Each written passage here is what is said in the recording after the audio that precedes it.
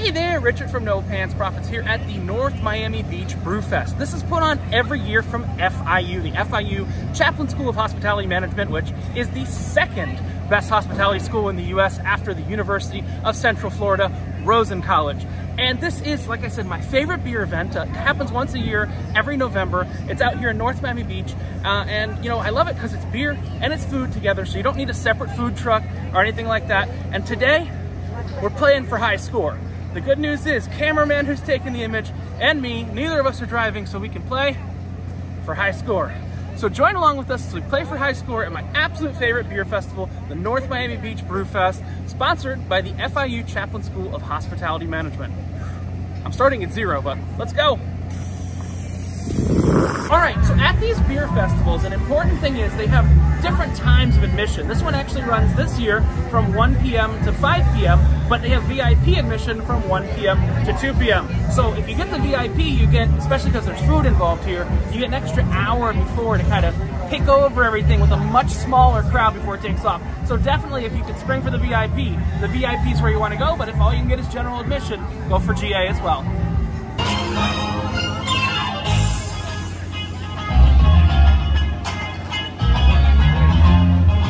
Oh my.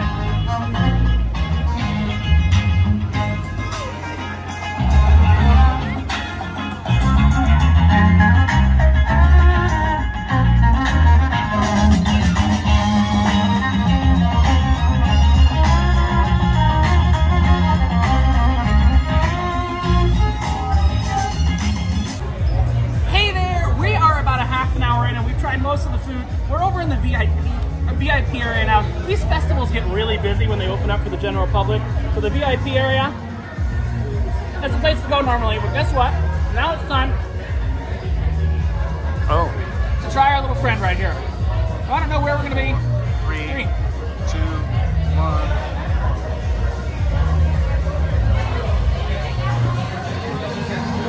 Can't show too much. I'm ashamed in myself. This is gonna be a low number. Yep. But we'll get there. Trust me. Let's see, where are we? Come on. Come on, it says calculating still. I'll show the camera as soon as it calculates. 0.02. A valiant start, 0.021. Now let's see if we can go higher. Another important thing for these events, when you come in, they're gonna give you a little cup. That's what you use for all of your tastings, so you don't have to waste plastic cups every time. And if you're like No Pants and you wear a Hawaiian shirt, you'll see you got that little pocket right there. You might go, what's the use of that little pocket? You take the cup, you put it in the pocket, and you continue getting your drink on. An hour in, I've changed my hat, and you see I've got my little tower of food. I've got some steak and fries. I got some beer. And remember, you always have to stay hydrated. So the hydration sponsor is Minute Maid Agua Fresca this year. So remember, if you're gonna come to a beer festival, that includes food, important, because food lets you drink longer. Beer lets you beer more, and hold on, I didn't think about this, and you know, you always stay hydrated, but let's see where we're at. Gonna warm up for a second. 5, 4, 3, 2, 1.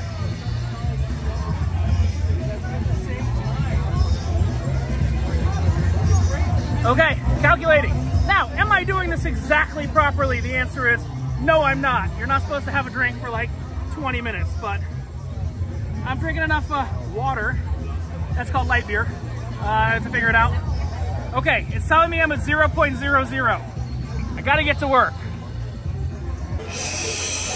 I wanna give you one of the greatest secrets to the, I'm trying to forget the name of it, North Miami BrewFest. If you get here early and you do VIP, starting at 2:30, which is when most people are just let in, they do seminars. Here's the best thing about the seminars. Air conditioning. I'm fat. I like air conditioning. But the other best thing about seminars, number 1 is the air conditioning. Number 2, they bring the food and drinks to you. I know.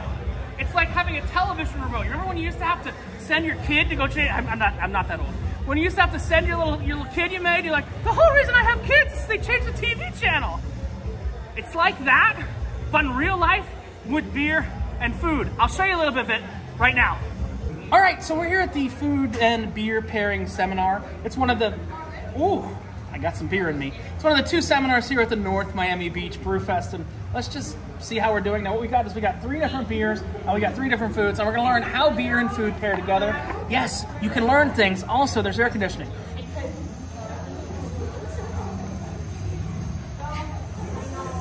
Let's see. Did we get anywhere? Have we, remember, we were at 0.021 the last time it worked. Come on. It's genetic. It's genetic. I got it. Come on. Yeah. No. 0.06. We're getting there. 0.06. We've only got 0.02 left till you can't drive anymore. Come on. Hercules! Hercules! Hercules! Good afternoon. My name is Christine Romero. I'm the finance manager at the Chaplin School of Hospitality and Tourism Management. Woo! Thank you. Well, I want to say welcome to Seminar 1 of the 2022 North Miami BrewFest, Pairing Craft Beer and Cuisine. We're delighted to have you here today.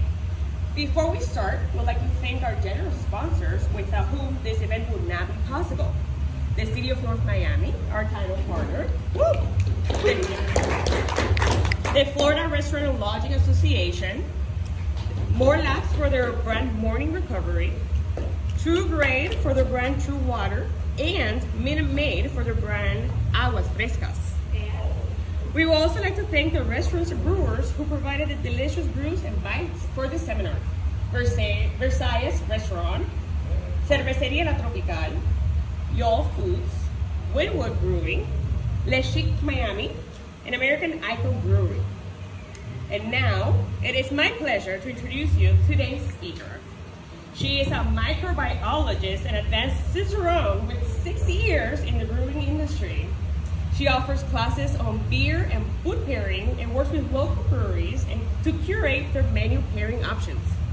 She's in the process of writing a book on beer and food pairing culture around the world.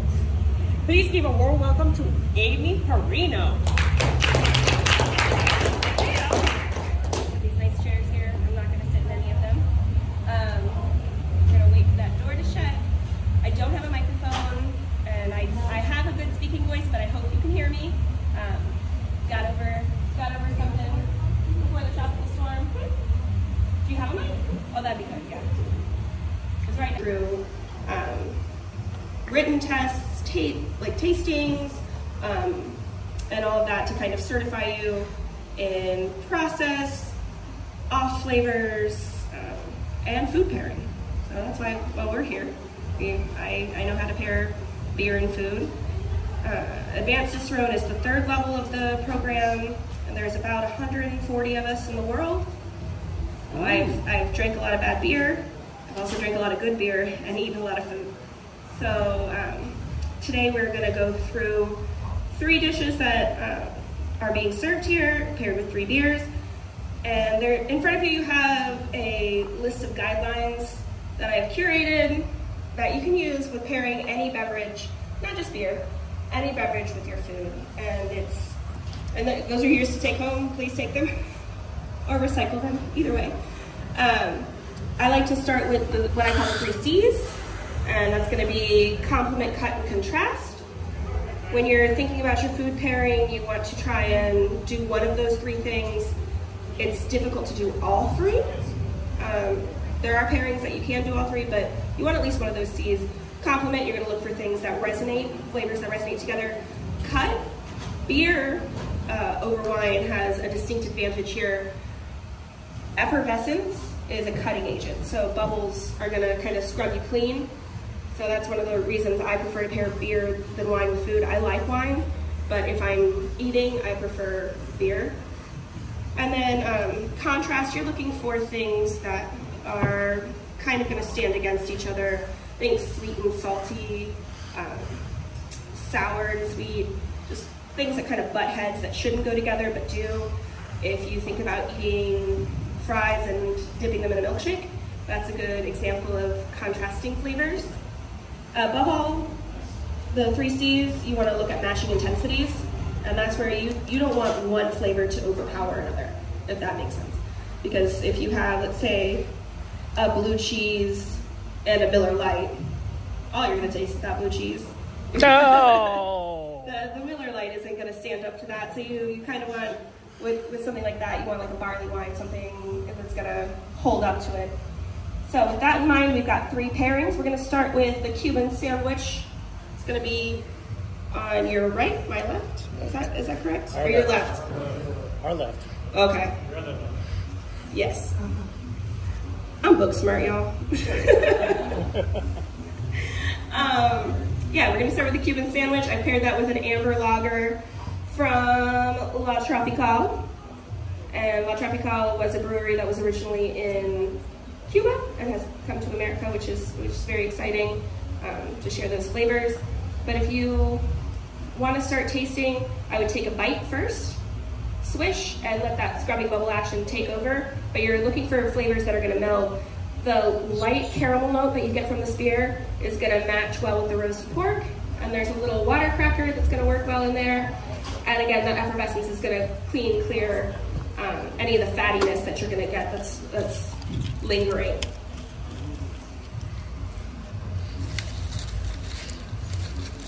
I am from Tampa. This is a Miami Cuban. Tampa and Miami have a thing. Tampa invented it. Tampa did invent it. I'm from Miami, and I'm willing to say Tampa invented it. We put salami on our Cuban sandwiches. It's different, but this is just as yummy. You do get those nice fatty notes from the pork. And I've already eaten all of this, so you guys aren't gonna have to listen to me chew.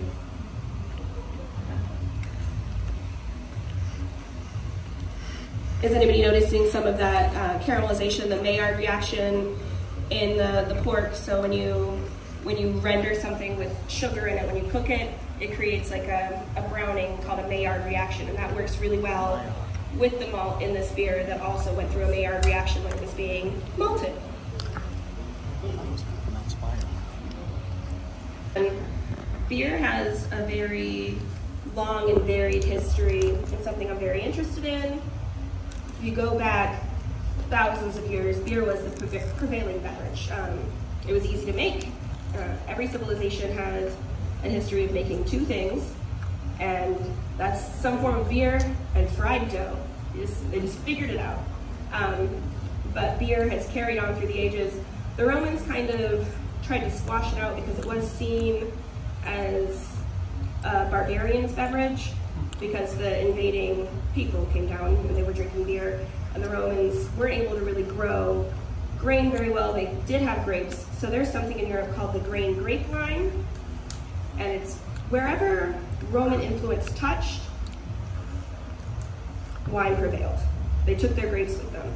And you can still see that today in Spain, Greece, Italy, southern France. Those are all wine drinking areas.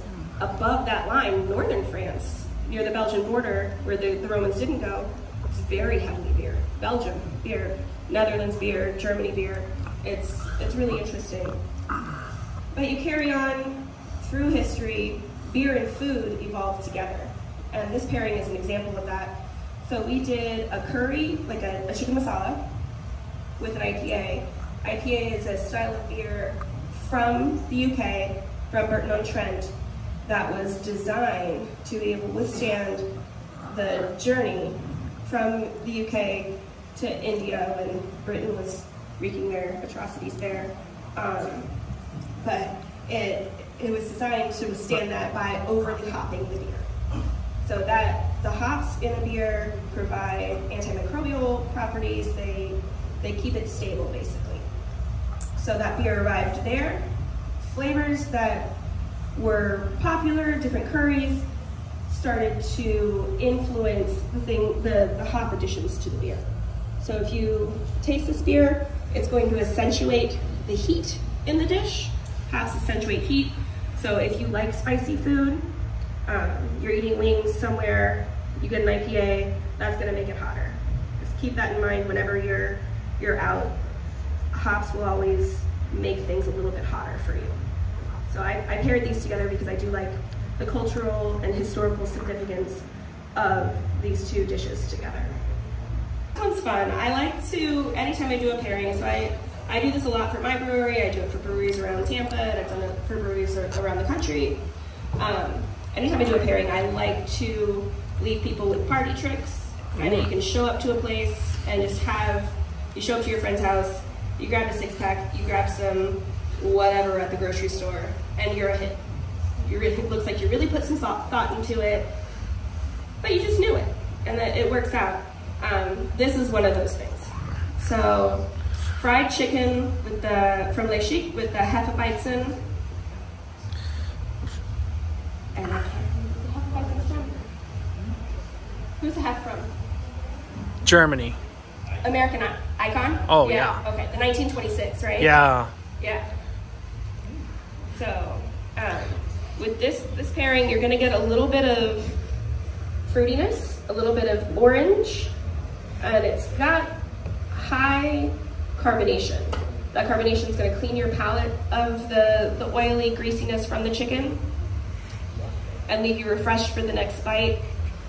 But the yeast that's used in this beer produces fruity esters and spicy phenols, the way it goes through its metabolic cycle. And those add a little bit of pepper, a little bit of clove that works with the seasoning on the chicken. So it's a really nice, really good pairing that you can just pick up a thing of chicken at Publix, grab a Hefeweizen, one that's always gonna be on the shelf in Florida, the Funky Buddha Hefe, and just show up and you look like you really put thought in. All right, so the pairing seminar just finished. I might have had a little bit of beer during the seminar, so let's see where we're at right now. Eventually, but we're gonna go get some drinks. We hate to leave this beer. Free, too. Air conditioning.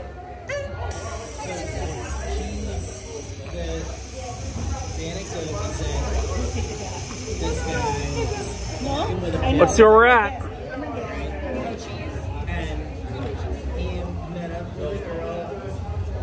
They're interested in each other. Come on. They sent away and he escaped. What? He places down the bucket. I went down? That's why you don't eat when you drink. The School of Hospitality and Tourism Management, the producers and beneficiaries of this amazing festival. Did you know that this is the 10th year anniversary of the festival? Amazing, 10 years. And it gets better and better every year. I hope you're enjoying yourselves. By the way, you need to head around to the other corner and find our FIU area. We have a booth over there with our students who made amazing beer, the Cali Ale, Passion Fruit Ale, Nut Brown Ale, and Imperial Stout. You have to check it out. And we also have our FIU Bistro, voted Miami New Times Best Inexpensive Restaurant. If you have not tried the mushroom banh mi, you better drop everything and head over there right now before it runs out. Again, I say, remember, whenever you're at a beer festival, stay hydrated. And I like to say, stay hydrated AF this year because the sponsor is Aqua Fresca from Minute Maid. It's a whole 3% juice. All right, so between the seminars and stuff, I've tried some beers. The girl who running the seminar was like, you gotta try these beers, and I was like, okay. I gotta wait for the countdown, it's a little while, so this is called Killing Time. I love to kill time. They call me Dr. Strange-ish because I love to kill time. 6, 5, 4, 3, 2.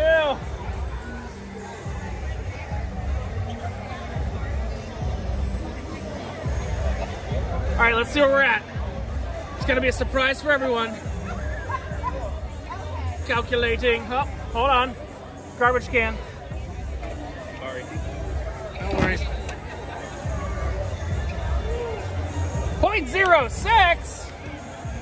Sad. You're not drunk enough. All right, now it's time. It's been a while. I've been trying a couple beers, so I'm on top of a garbage can right now.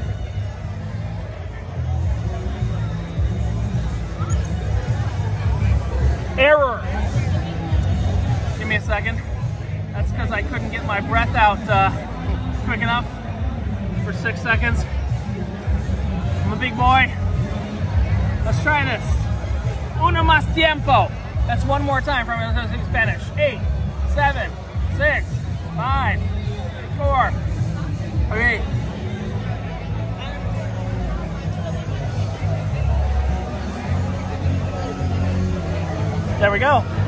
Calculating. Calculating. Calculating. Calculating. Maybe.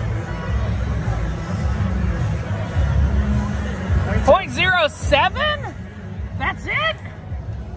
Good God. I guess I gotta drink some more. So I work for a brewery in Tampa called Florida Avenue Brewing. I'm the director of quality control, the lab manager. So weekly I run panels like this for my brewers to make sure our beer is good to go to market. If you ever go to buy something at Publix, know that for the most part, somebody like me has gone through it and tasted bad beer to make sure you're drinking good beer.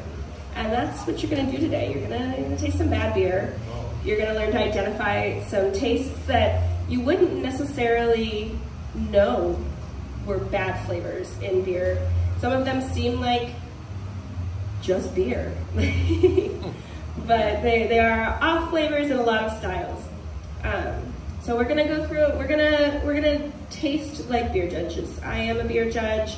I judge Florida competitions, I judge national competitions, I judge international competitions. But if you take your first glass DMS, it's gonna be labeled that. We're gonna talk about what it is in a minute. Don't taste it yet, just mimic. So you can do a little swirl, a little swirly boy. And the first thing you can do, and I'll tell you for each sample how to sniff, how to do that, but I'm gonna show you the 3 ways to do it. The first thing you can do as you're swirling is just pass them. And for some aromas, some flavors, you can get it just with that quick pass, if it's a stronger one. The second, as you're swirling, just do like 2 little bunny sniffs. And then the third option is to just really dive in there. Shove your face in and get all the aroma. But that's what I do as a beer judge if I'm trying to get some of those things. And after you do those, then you sip. Because, and depending on age, sex, race, taste is 90 to 95%, or smell is 90 to 95% of what you taste. So if you've ever been sick and lost your sense of taste, it's because you actually you lost your sense of smell. The nerve is inflamed and you can't smell. But we are going to start with that first one. We're going to dive right in. It's going to be DMS, so right above it. So this is dimethyl sulfide. This is something that is found in all beer as a precursor. Oh God. If you just, we'll smell it in a sec.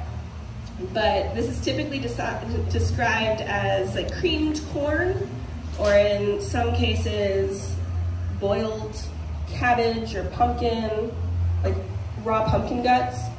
This happens when is anybody here home brewer? Anybody make beer ever? So if you are boiling your beer, does everybody know the 4 ingredients to beer? Yeast? Oh, that's one most people miss. Hops. Hops, barley. And water. Water, 95% of it. So when you're boiling your beer, that's when you have your hops, you have your malt and your water in a kettle, you're boiling it.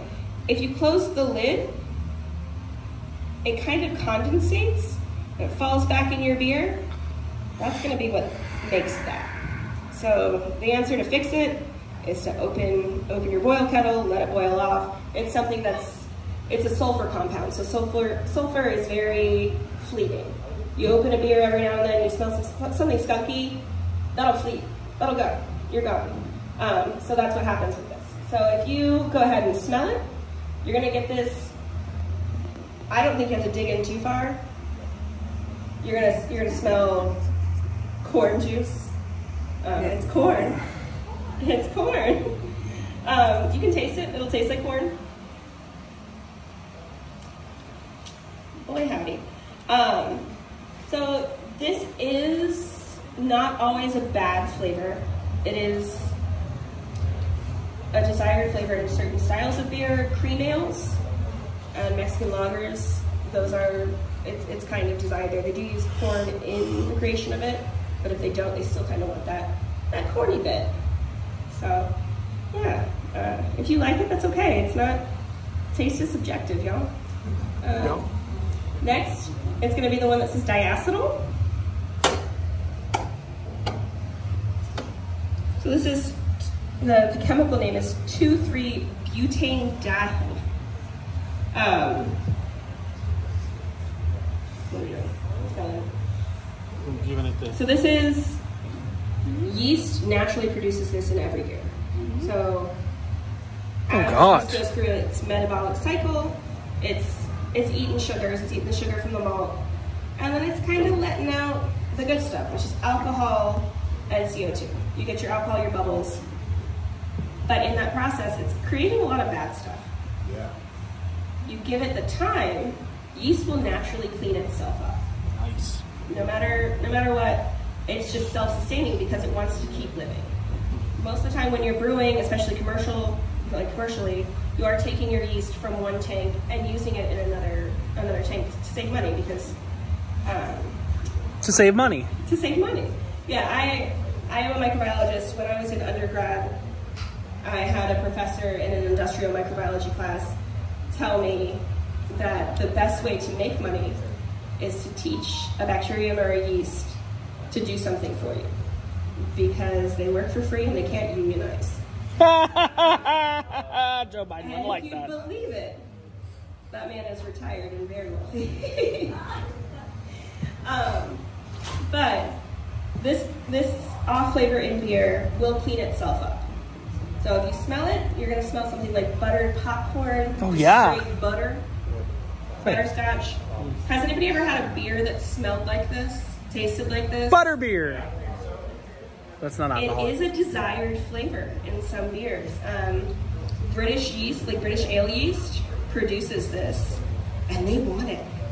They want it real bad. So if you've had something like an English bitter or something in a cask, this is a desired flavor. It won't be this strong. I've dosed these very strong so that you can't get the idea of what it is. And even if you don't taste it, this is the kind of off flavor that you can feel.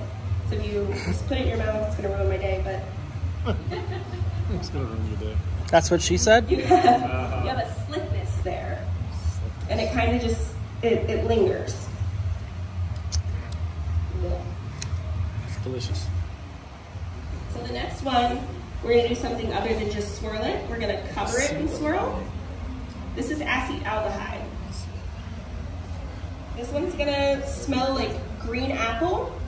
Oh, nice. And if you've ever heard somebody describe a beer as green, it's gonna mean that it, again, didn't have enough time. This is something that yeast will put off in its metabolic cycle. But what happens with this is your liver picks it up. Ooh. Your liver will pick this up and actually turn it into alcohol in your body.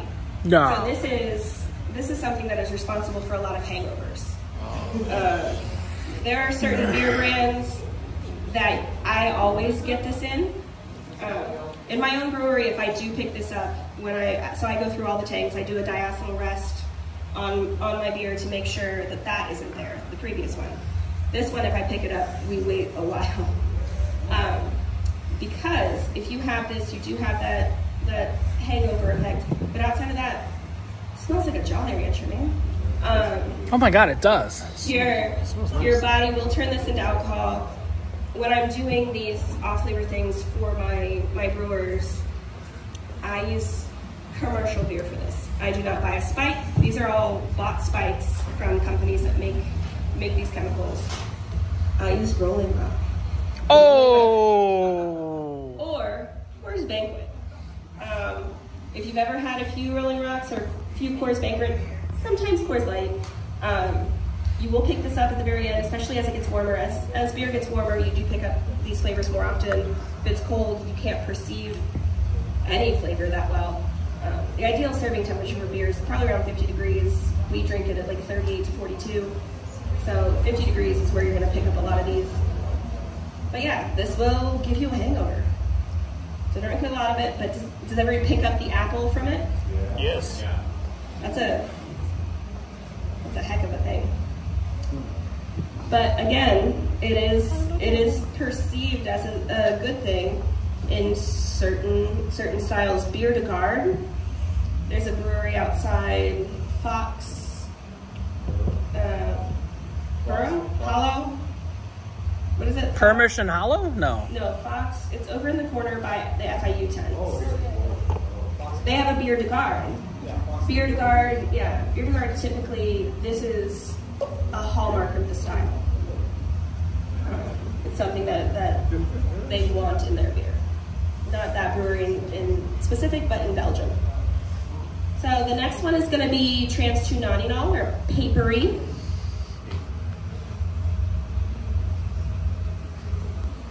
So this is one that you're going to swirl, and I want you to taste it, and I'm sorry in advance. This is one that is never acceptable in beer. Ooh. Does anybody, what does it taste like? Flat. Good. Paper. Cardboard. Like cardboard for me, paper. Bud Light. So the two biggest enemies of beer, does anybody know what they are? Like Light. Light. Light and? Air. Anheuser-Busch. Air, oxygen. So this is a result of H2O if you want to get specific. oxygen in your beer. That's so water. This is an oxidized, a result of oxidation. So this mostly happens during package handling or packaging, and it's when air or heat affects it, and it changes a malt-derived compound, which then transforms into this flavor. It's terrible. If you pick it up, you know that your brewery didn't handle something wrong. It was their distributor. The distributor most likely handled it poorly, or the store. Oxidation isn't always a bad thing if you're talking about something like a barrel-aged beer, or even barley wines, which aren't barrel-aged. Some of the oxidized flavors that can come out are like sherry or raisin or plum. They're delightful, but this one is not. You never want this in your beer. If you have it, tell somebody, return it, let somebody know. Call an adult. So we're gonna move to the next one. It's gonna be Light Struck. Corona. Does anybody want to give it a swirl, give it a smell? Swirl.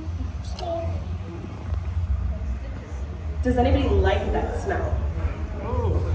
Smells like Corona. If you do, it's okay. smells like piss Vasa. Yeah. What does it smell like? Corona. Piss Vasa. Yeah, you can get that. Anybody else have what else it smells like? Corona. Corona? Regrets? Cigarettes, okay. I was like, regrets? Yeah. So Light Struck is often described as skunky or skunked beer. Skunk beer. Oh, yeah. A funny story about this, I have my head brewer at my brewery. Whenever I do these things, this is the flavor that he's excited. He drinks the whole pitcher of beer. He loves it. Because he was in the Navy, and when he would get beer, it was already Light Struck. So when something's Light Struck, it's usually in a glass bottle, light, UV, so we said earlier, light and oxygen are the biggest enemies.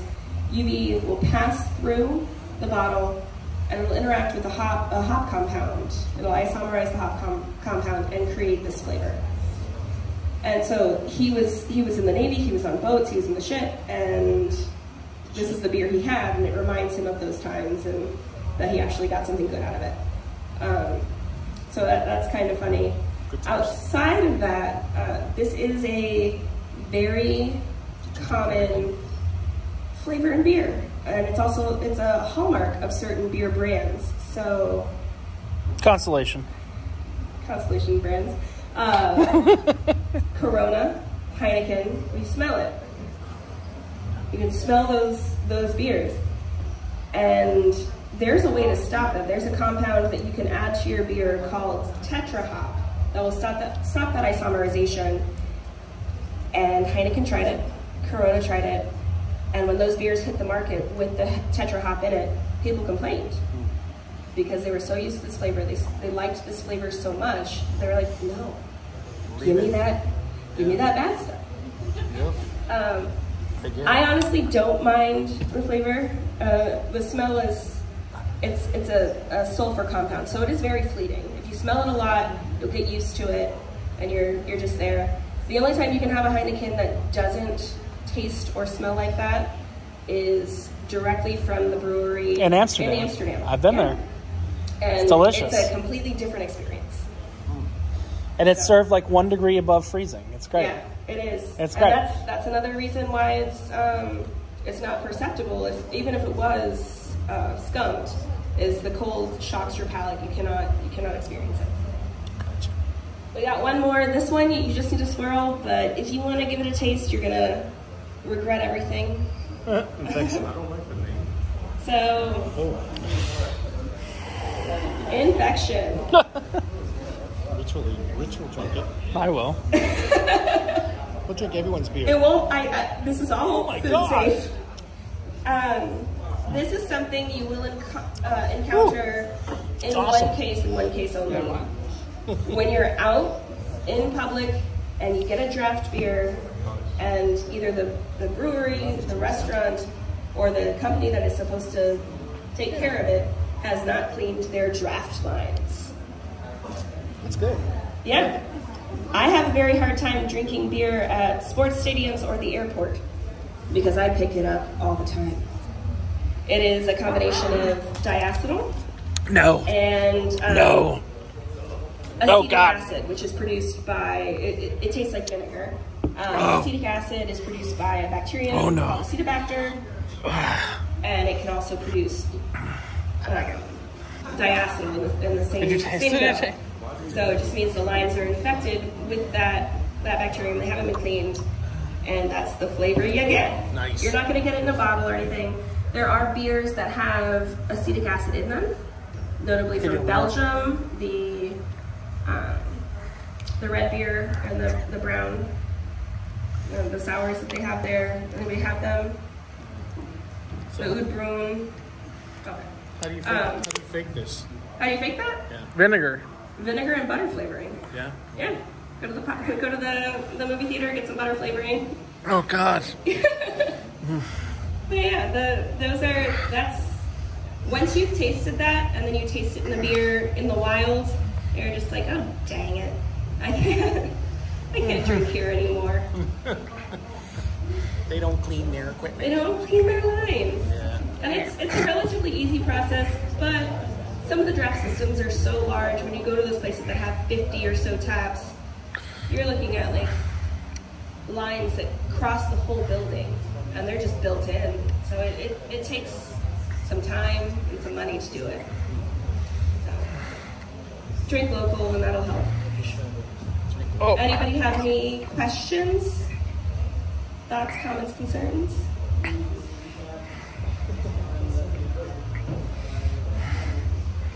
You just pop in here, sir. We started with DMS, and that's gonna taste like cream corn. It's gonna come from improper boiling practices. And then we went to diacetyl, which is a yeast handling problem. That's gonna taste like buttered popcorn. After that, we went to acetaldehyde. That's again a yeast problem, yeast health, the way you treat your yeast. That's what tastes like green apple. Thank you so much. We had trans-2-nonenal. That's papery. That's oxidation. That's a handling problem, production. We had light struck. Again, that's a handling problem. That's going to be skunky. Tastes like smells. It's not really a taste. It's a smell. Like skunks, and then infection, and that's on the other side of things. That's draft, and that's buttery and vinegary and yucky. Do you just run bleach through the lines? How do you clean them? Or you use a combination of caustic solution and acid. okay. So you go back and forth, and then water, obviously, sanitizer, and you use a caustic acid. And it depends. So we'll do it every 2 weeks do caustic. At your brewery. Every 30 days do acid, and the acid will take away some of the beer still, and the caustic will just keep it clean. Yes, ma'am.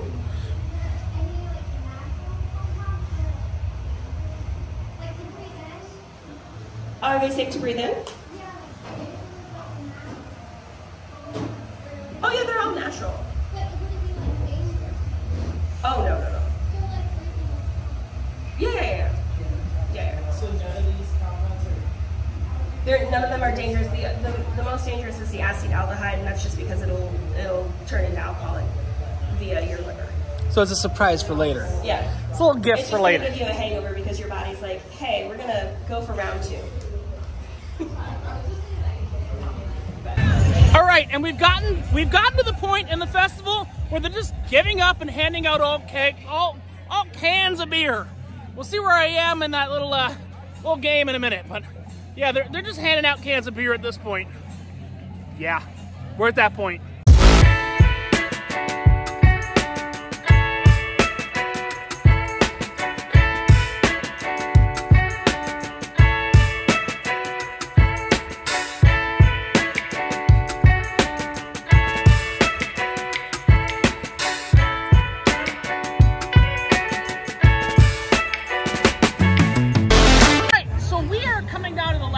Of the North Miami BrewFest. We got here early.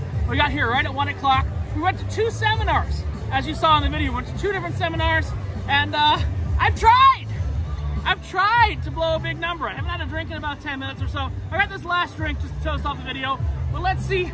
I've tried. The problem is there's so much food here. It's hard to get drunk. I hate to say. 2, 1.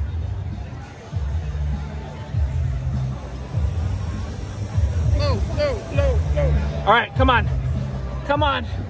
Have we gotten there? Big question of the day. Calculating.